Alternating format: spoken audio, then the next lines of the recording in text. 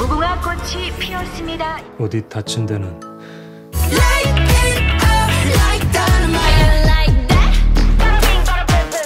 Bukod sa K-drama at K-pop, may bago ng export ang South Korea. Heto na ang K-Defense. Hello, ako si Marites Vitug, Editor-at-Large ng Rappler. And this is...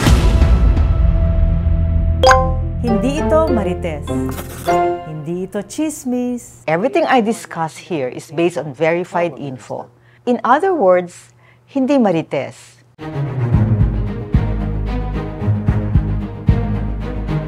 Kilala niyo na siguro ang mga barko ng Navy. Ang BRP Jose Rizal at BRP Antonio Luna. Ito ang mga nagpapatrolya sa West Philippine Sea. Ang BRP Jose Rizal ang pinakaunang brand new frigate ng Navy. In other words, hindi pre-love ng ibang bansa. Binili ito ng Pilipinas sa South Korea noong 2021. Sumunod naman ang Antonio Luna. Bukod dito, nagbigay ang South Korea ng isang corvette, ang BRP Conrado Yap. Ang corvette ay isang kategorya ng warship, mas maliit sa frigate. By 2028, magkakaroon ang Navy ng additional 8 to 9 ships. Saan manggagaling to? Sa South Korea, mula sa Hyundai Heavy Industries. Unprecedented ito.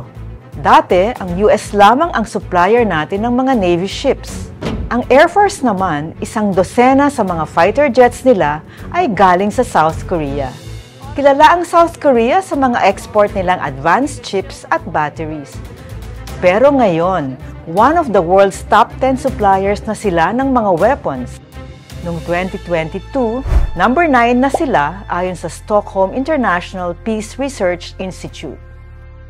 Ang defense budget ng South Korea ay ang 9th largest din in the world as of 2022. Naging agresibo ang weapons manufacturing industry ng South Korea dahil ang kapitbahay nila na North Korea ay heavily armed at may nuclear weapons pa sila. Technically, at war pa rin ang North at South Korea. Hindi naman talaga naresolba ang Korean War noong 1950s. Isa pang dahilan ng lalong pagdevelop ng K-Defense ang Russian invasion of Ukraine ayon sa Nikkei.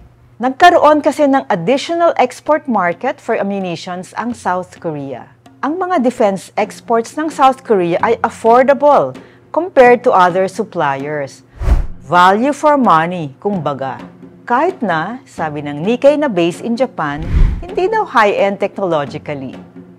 So, bukod sa soft power na dala ng K-pop at K-drama, umaangat na rin ang South Korea pagdating sa military hardware o hard power. Para sa iba pang trivia videos kagaya nito, sundan ang Rappler sa YouTube, Facebook, X, Instagram at TikTok.